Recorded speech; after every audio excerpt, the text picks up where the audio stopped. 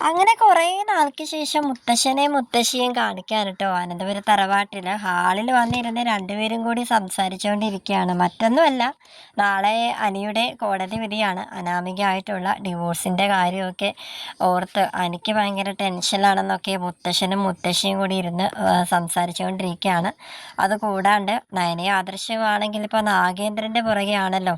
ഞാൻ പറഞ്ഞതാണ് അവരോട് രണ്ടുപേരോടും ആ ഒരു കാര്യത്തെപ്പറ്റി ഒന്നും സംസാരിക്കേണ്ട, അതിനെക്കുറിച്ച് ഇനി ഒന്നും അന്വേഷിക്കണ്ട. ഇപ്പോൾ നയനമോള് പ്രഗ്നൻ്റ് അല്ലേ, അവൻ അതിന് നയനമോളുടെ കാര്യത്തെക്കുറിച്ച് കൂടുതൽ ശ്രദ്ധിക്കുമെന്നൊക്കെ ഞാൻ പറഞ്ഞു കൊടുത്തതാണ്. പിന്നെ ഇപ്പോൾ ഓണം കളക്ഷൻസൊക്കെ വന്നു തുടങ്ങിയത് കൊണ്ട് ഓഫീസിലൊക്കെ അവന് ഭയങ്കര തിരക്കാണ്. അതിൻ്റെ ഇടയിലാണ് രണ്ടുപേരും കൂടെ നാഗേന്ദ്രൻ്റെ പുറകിൽ നടക്കുന്നത്. അവനൊരു ചതിയനാ, അത് ഞാൻ പണ്ടേ തെളിയിച്ചതല്ലേ എന്നൊക്കെ മുത്തശ്ശിയോട് മുത്തശ്ശൻ പറഞ്ഞുകൊണ്ട് ഇങ്ങനെ ഇരിക്കാൻ കേട്ടോ. അപ്പോൾ നമ്മുടെ അനിയാണെങ്കിൽ അതിലും വഴി ഇങ്ങനെ തല പുകഞ്ഞു പോയിക്കൊണ്ടിരിക്കുക. അപ്പോൾ മുത്തശ്ശൻ ചോദിക്കുന്നുണ്ട്, നിനക്കിത് എന്ത് പറ്റി അനി? ഞങ്ങളിവിടെ ഇരിക്കുന്നത് പോലും നീ ശ്രദ്ധിക്കാതെ നീ എങ്ങോട്ടായി പോകുന്നതെന്ന് പറയണം. അയ്യോ ക്ഷമിക്കണം മുത്തശ്ശ, ഞാൻ സത്യം പറഞ്ഞാൽ അറിയാമല്ലോ, എനിക്ക് നാളത്തെ കാര്യം ഓർത്തിട്ട് എനിക്ക് വയ്യ മുത്തശ്ശ, ഞാൻ ആകെ ടെൻഷനിലാണ്. അപ്പോൾ മുത്തശ്ശൻ പറയുന്നുണ്ട്, അതിന് നീ എന്തിനാ ഇതിന് മാത്രം ടെൻഷൻ അടിക്കുന്നത്? എന്തിനാ? നമ്മളെ ഒരു കുടുംബത്തോടു കൂടി തന്നെ നവീൻ നമ്മളെ രക്ഷിച്ചതല്ലേ. അപ്പോൾ പിന്നെ നമ്മൾ എന്തിനാ?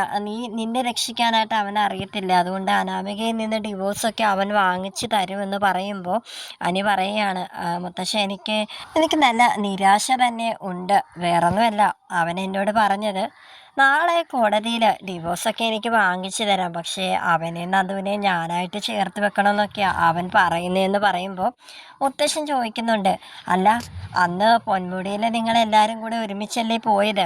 അന്ന് നവീൻ മോൻ നന്ദുമോളെ പ്രപ്പോസ് ചെയ്തിട്ടുള്ള ആ ഒരു പാർട്ടിയിലൊക്കെ നീയും കൂടിയതല്ലേ. അപ്പം പിന്നെന്താ നീ ഇപ്പോൾ ഇങ്ങനെയൊക്കെ സംസാരിക്കുന്നത്? അപ്പോൾ അനി പറയുന്നുണ്ട്, മുത്തശ്ശന് അതിൻ്റെ സത്യാവസ്ഥയൊന്നും അറിയാലോ. എനിക്കെന്തായാലും നന്ദുവിനെ ഇഷ്ടമാണ്. നന്ദുവിനെ അല്ലാതെ ഞാൻ മറ്റൊരു പെണ്ണിനെ ഞാൻ ഇനി എൻ്റെ ജീവിതത്തിലേക്ക് ക്ഷണിക്കത്തില്ല. അതുകൊണ്ട് അവൻ്റെ എങ്ങനെയെങ്കിലും മുത്തശ്ശൻ പറഞ്ഞ് തിരുത്തിക്കോണമെന്നൊക്കെ പറയാൻ കേട്ടോ. എന്തായാലും നാളെ കോടതി വിധി വരട്ടെ. എന്നാലും എനിക്ക് ഒരു സഹായം ചെയ്തു തരണം. ആ നരസിംഹ മുത്തശ്ശനെ ഒന്ന് വിളിച്ചിട്ട് നവീനോട് പറയണം, കേസിൻ്റെ കാര്യത്തിൽ കുറച്ചും കൂടി ശ്രദ്ധ കൊടുക്കണമെന്ന്.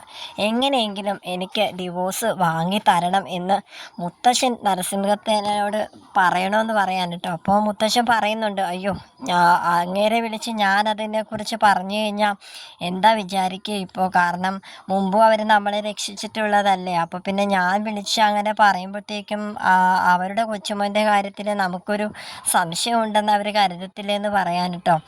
അങ്ങനെ അനി പറയാണ്, എന്തായാലും വേണ്ടിയില്ല, മുത്തശ്ശനൊന്ന് വിളിച്ച് പറഞ്ഞേ പറ്റത്തുള്ളൂ എന്ന് പറയാണ്. നവീനാണെങ്കിലും ഉറക്കം വിളിച്ച് നമ്മുടെ അനിയുടെയും അനാമികയുടെയും കേസ് ഇങ്ങനെ പഠിച്ചുകൊണ്ടിരിക്കുകയാണ് കേട്ടോ. അപ്പം അതിനിടയിൽ നരസിംഹ മുത്തശ്ശൻ വന്നിട്ട് നവീനോട് പറയാണ്, നവീൻ മോനെ, ഇതുവരെ നീ കിടന്നില്ലേ മോനെ? നാളത്തെ കോടതി വിധിയുടെ പ്രിപ്പറേഷൻസൊക്കെ ആയിരിക്കും അല്ലേ? കേസൊക്കെ നല്ലതുപോലെ പഠിച്ചോ നീ എന്നൊക്കെ ചോദിക്കുമ്പോഴത്തേക്കും നവീൻ എല്ലാം ഓൾമോസ്റ്റ് എല്ലാം ഓക്കെ ആയിട്ട് ഇരിക്കുകയാണ് മുത്തശ്ശ. എന്തായാലും അനി അവൻ്റെ ഒരു ഫ്രണ്ട് കൂടിയല്ലേ, അവൻ എങ്ങനെയെങ്കിലും ഞാൻ ഡിവോഴ്സിന് കൊടുക്കുമെന്ന് ഇങ്ങനെ മുത്തശ്ശനോട് പറയുമ്പോൾ ഇപ്പോൾ അനന്തപുരം തറവാട്ടിൽ നിന്നും മൂർത്തി ഇപ്പോൾ എന്നെ വിളിച്ചതേ ഉള്ളൂ. അയാൾ എന്താ ഇപ്പോൾ എന്നെ വിളിച്ചതെന്നറിയില്ല. പതിവില്ലാതെ ഇങ്ങനെയൊന്നും എന്നെ വിളിച്ച് സംസാരിക്കാത്തതാണ്. എന്നാലും അവരുടെ കൊച്ചുമോൻ്റെ കാര്യത്തിൽ അവർക്ക് ഒരു സംശയം, നാളെ ഡിവോഴ്സ് കിട്ടുമോ ഇല്ലയോ എന്നുള്ളൊരു കാര്യത്തിൽ. അതുകൊണ്ട് നിന്നോട് ഞാൻ പ്രത്യേകം പറയണമെന്നൊക്കെ ഇപ്പോൾ ഫോൺ വെച്ചത്. അതെന്തായാലും എനിക്കത് മനസ്സിലായില്ലെന്ന് പറയുമ്പോൾ നവീൻ മുത്തശ്ശനോട് പറഞ്ഞു കൊടുക്കുകയാണ്, അത് പിന്നെ അവൻ എന്നെ നല്ലൊരു ഫ്രണ്ടായിട്ടല്ല മുത്തശ്ശ കാണുന്നത്. അപ്പോൾ മുത്തശ്ശൻ ചോദിക്കുന്നുണ്ട് കേട്ടോ, നരസിംഹ മുത്തശ്ശൻ ചോദിക്കുന്നുണ്ട്, എന്താ നിങ്ങൾ തമ്മിൽ എന്തെങ്കിലും പ്രശ്നങ്ങളുണ്ടോ എന്നൊക്കെ ചോദിക്കുമ്പോൾ അങ്ങനെയൊന്നുമില്ല, എനിക്കാരോടും ഒരു പ്രശ്നവുമില്ല, അവനാണ് ഒരുപാട് തെറ്റിദ്ധാരണകളെന്ന് പറയാൻ കേട്ടോ. മുത്തശ്ശൻ്റെ സത്യം പറഞ്ഞാൽ ഒന്നും മനസ്സിലാവുന്നില്ല എന്താണ് നവീനി പറയുന്നതെന്ന്. എന്നാലും കുറച്ച് നേരം കഴിഞ്ഞ് നമുക്ക് ഒരുമിച്ചിരുന്ന് സംസാരിക്കാം. അപ്പോൾ നാളത്തെ കേസുമായിട്ട് ബന്ധപ്പെട്ട് കുറച്ച് ഐഡിയാസും കൂടെ നിനക്ക് അതുവഴി കിട്ടും എന്നൊക്കെ പറഞ്ഞ് നരസിംഹ മുത്തശ്ശൻ അപ്പുറത്തോട്ട് പോകാൻ കേട്ടോ. അങ്ങനെ നവീൻ ഇങ്ങനെ ചിന്തിച്ചിങ്ങനെ ഇരിക്കുകയാണ്. എന്തായാലും നീ ഇപ്പോൾ ചെയ്തത് എന്തായാലും ഇത്തിരി കടുത്തു പോയി, എന്തായാലും നിനക്ക് എന്നെ അത്രയ്ക്ക് വിശ്വാസമില്ലേ എന്ന് നമ്മുടെ നവീൻ ഇങ്ങനെ ചിന്തിച്ചിങ്ങനെ ഇരിക്കുകയാണ് കേട്ടോ. അനിയാണെങ്കിൽ ഉടനെ എൻ്റെ ഫോൺ എടുത്തിട്ട് നന്ദുവിനെ വിളിക്കുന്നുണ്ട്. നന്ദു, അറിയാലോ നാളെ എന്നെ നവീൻ ചതിക്കുമെന്നാണ് തോന്നുന്നത്. എനിക്ക് വയ്യ എടി. ഞാനിപ്പോൾ ഇവിടെ എല്ലാവരോടും നിൻ്റെ കാര്യം സ്ട്രോങ് ആയിട്ട് തന്നെ നിന്നോണ്ടാണ് പറയുന്നത് എല്ലാവരോടും. ഇപ്പം എന്താ, ഞാൻ മുത്തശ്ശനോട് വരെ ഞാനിപ്പോൾ എതിർത്ത് സംസാരിച്ചതേ ഉള്ളൂ. എന്തൊക്കെ വന്നാലും ഞാൻ നിന്നെ വിവാഹം കഴിക്കത്തുള്ളൂ എന്ന് പറഞ്ഞ്.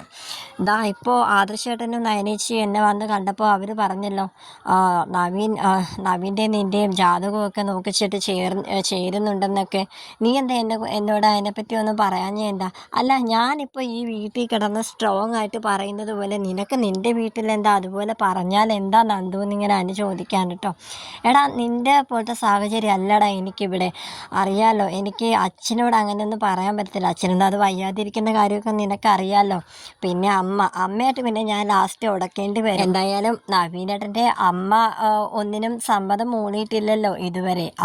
അപ്പോഴത്തേക്കും നമുക്കൊരു സാവകാശം ഇല്ലേടാ. അതിനെക്കാട്ടി മുന്നേ എടുത്തു ചാടി നമ്മളെന്തിനാ വെറുതെ എന്ന് പറയുമ്പോൾ അനി ദേഷ്യപ്പെടുകയാണ് കേട്ടോ. ഓ, ഇനിയിപ്പോൾ എല്ലാം ആയല്ലോ, ജാതകം വരെ ചേർന്നു. ഇനി അവൻ്റെ അമ്മ കൂടി സമ്മതിച്ചു കഴിഞ്ഞാൽ നീ എല്ലാം ഓക്കെ പറയുമായിരിക്കും അല്ലേ? നാളത്തെ കാര്യം എൻ്റെത് അനുകൂലമാവുന്നൊന്നും എനിക്കത്ര ഉറപ്പൊന്നുമില്ല. അപ്പോൾ പിന്നെ എല്ലാം കൊണ്ട് നിങ്ങൾക്ക് ഒരുമിക്കാമല്ലോ അല്ലേ എന്നൊക്കെ പറഞ്ഞിങ്ങനെ അനി ആ ഒരു ദേഷ്യത്തിന് നന്ദുവിനോട് ചൂടാവുകയാണ് കേട്ടോ. അപ്പോൾ നന്ദു ആണെങ്കിൽ, നീ ഒന്ന് ഫോൺ വെച്ചിട്ട് പോ, ഞാനിപ്പോൾ നിൻ്റെ അടുത്തുണ്ടായിരുന്നെങ്കിൽ നിൻ്റെ ഇടിച്ച് ഞാനൊരു പരിപ്പ് ഇളക്കിയെന്നൊക്കെ പറഞ്ഞ് നന്ദു സംസാരിക്കാൻ കേട്ടോ. അങ്ങനെ നന്ദുവിന് മനസ്സിലാവുന്നുണ്ട് അനിയുടെ ആ ഒരു വിഷമത്തിലാണ് ഇങ്ങനെയൊക്കെ പറയുന്നതെന്ന് മനസ്സിലാവുന്നുണ്ട് കേട്ടോ. അങ്ങനെ അനി പറയുന്നുണ്ട്, നാളെ എനിക്കൊന്ന് അമ്പലത്തിൽ രാവിലെ പോകണമെന്നുണ്ട്, നീയും പറ്റുമെങ്കിൽ വാ എന്ന് പറയുമ്പോഴത്തേക്കും മാക്സിമം ഞാൻ നോക്കാം നിൻ്റെ കൂടെ വരാനെന്നൊക്കെ പറഞ്ഞിട്ട് നന്ദു ഫോൺ കട്ട് ചെയ്യുന്നുണ്ട് കേട്ടോ. നവീനാണെങ്കിൽ അനാമികയുടെ അച്ഛനെ ഇതിൻ്റെ ഇടയ്ക്കൊന്ന് ഫോൺ ചെയ്യുന്നുണ്ട് കേട്ടോ. വേറൊന്നുമല്ല, കേസിൽ നിന്ന് നിങ്ങൾ പിന്മാറുന്നതായിരിക്കും നല്ലതെന്ന് പറഞ്ഞ് വേണുവിനെ വിളിക്കുമ്പോഴത്തേക്ക് വേണു ആണെങ്കിൽ, എന്താ കേസിൽ നിന്ന് പിന്മാറിയാൽ അനന്തപുരിക്കാർ ഞങ്ങൾക്ക് പൈസ തരുമോ, ഞങ്ങൾക്ക് വേണ്ട പ്രതിഫലം തരുമോ എന്നൊക്കെ ഇങ്ങനെ ചോദിക്കാൻ കേട്ടോ. അപ്പോൾ അതുകൊണ്ടൊന്നുമല്ല, നിങ്ങൾ വക്കീലിന് കൊടുക്കുന്ന പൈസയെങ്കിലും നിങ്ങൾക്ക് ലാഭിക്കാമല്ലോ, ഞാൻ അത് വെച്ച് പറഞ്ഞതാണ്. അല്ലാതെ അനിയുടെ കുടുംബത്തിൽ നിന്ന് നിങ്ങൾക്ക് ഒരു തരം പൈസ പോലും, ഒരു രൂപ പോലും നിങ്ങൾക്ക് കിട്ടാനൊന്നും പോകുന്നില്ല. ആ വക്കീൽ ഫീസെങ്കിലും നിങ്ങൾക്ക് കുറയുമല്ലോ എന്ന് പറയുകയാണ് കേട്ടോ. അപ്പോൾ വേണുവാണെങ്കിൽ എന്തായാലും ഇപ്പോൾ കടത്തിൽ മുങ്ങി നിൽക്കുകയാണ്. പലിശക്കാർക്ക് കുറച്ചും കൂടി പലിശ കൂടുതൽ കൊടുക്കേണ്ടി വരും. എന്നാൽ കൂടി ആ നല്ല വക്കീലിൽ തന്നെ ഞങ്ങൾ വെച്ചിരിക്കുന്നത്. ഇനി ഞങ്ങൾ രണ്ടും കൽപ്പിച്ചാണ്. എന്തായാലും എൻ്റെ മകൾക്ക് അനുകൂലമായിട്ടുള്ള ഒരു വിധി തന്നെ ഉണ്ടാകുമെന്നാണ് എൻ്റെ ഉറച്ച വിശ്വാസമെന്നും പറഞ്ഞ് വേണു ഫോൺ കട്ടാക്കുകയാണ് കേട്ടോ. ഈ നവീൻ വക്കീലിന് വേറെ പണിയൊന്നുമില്ലെന്നും പറഞ്ഞ് അനാമിക സംസാരിക്കുന്നുണ്ട് കേട്ടോ. അപ്പോൾ വേണു ഉറപ്പിച്ച് പറയാണ്, അപ്പോൾ അവനിത്തിരി പേടിച്ചിട്ടൊക്കെ ആയിരിക്കും. നാളത്തെ വിധി ചിലപ്പോൾ നമുക്ക് അനുകൂലമായിരിക്കുമെന്ന് അവന് ചിലപ്പോൾ തോന്നിയിട്ടുണ്ടാകും. അതുകൊണ്ടായിരിക്കും നമ്മളെ വിളിച്ച് പിന്മാറാനായിട്ട് അവനിപ്പോൾ വിളിച്ചു പറഞ്ഞതെന്ന് പറയുമ്പോൾ അനാമിക ഇങ്ങനെ സന്തോഷത്തിൽ ഇങ്ങനെ ഇരിക്കാൻ കേട്ടോ. അച്ഛാ, അങ്ങനെയാണെങ്കിൽ ഉറപ്പിക്കാം, നമുക്ക് തന്നെ ആയിരിക്കും അനുകൂലമായിട്ടുള്ള വിധി എന്ന് പറയാൻ കേട്ടോ. എന്തായാലും ഈ കടക്കാരെയൊക്കെ നമ്മൾ എങ്ങനെയെങ്കിലും ഒതുക്കി നിർത്തണ്ടേ മോളെ എന്നിങ്ങനെ അനാമികയോട് പറയുമ്പോഴത്തേക്കും അനാമിക, അതൊക്കെ ഞങ്ങൾ ഏറ്റുവച്ചാം. എന്തായാലും ആനന്ദപുരി തറവാട്ടുകാരിൽ നിന്ന് പൈസയൊക്കെ കിട്ടിക്കഴിഞ്ഞ് എനിക്കും എൻ്റെ ബുഡ്ബിക്കും കൂടെ ഇനി ന്യൂയോർക്കിൽ പോയിട്ട് ഞങ്ങൾക്ക് സെറ്റിലാവാന്നൊക്കെ പറയാൻ കേട്ടോ. ഇതിനിടയിൽ നന്ദുവിൻ്റെയും നവീൻ്റെയും കല്യാണത്തെക്കുറിച്ച് സംസാരിച്ചുകൊണ്ടിരിക്കുകയാണ് ഗോവിന്ദനും കനകയും. എങ്ങനെയെങ്കിലും നവീൻ മോൻ്റെ അമ്മ ഒന്ന് സമ്മതിച്ചാൽ മതിയായിരുന്നു. എനിക്ക് തോന്നുന്നത് നന്ദുമോൾ ഈ കിടന്ന് കാണിക്കുന്ന ദേഷ്യമൊക്കെ നവീൻ മോൻ്റെ അമ്മ ഇതിന് സമ്മതിക്കാത്തത് കൊണ്ടായിരിക്കും. ഒരുപാട് പ്രതീക്ഷ വെക്കണ്ടല്ലോ എന്ന് മോള് കരുതി കാണും. അതായിരിക്കും ഗോവിന്ദേട്ട നമ്മുടെ നന്ദുമോൾ ഇതിനെക്കുറിച്ച് അധികം ഒന്നും പറയാത്തത്.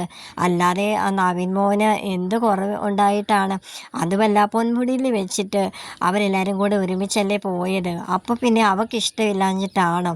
എങ്ങനെയെങ്കിലും നവീൻ മോൻ്റെ അമ്മ എല്ലാത്തിനും ഒന്ന് സമ്മതം മൂളിയാൽ മതിയായിരുന്നു എന്നും പറഞ്ഞ് രണ്ടുപേരും കൂടെ സംസാരിക്കുക.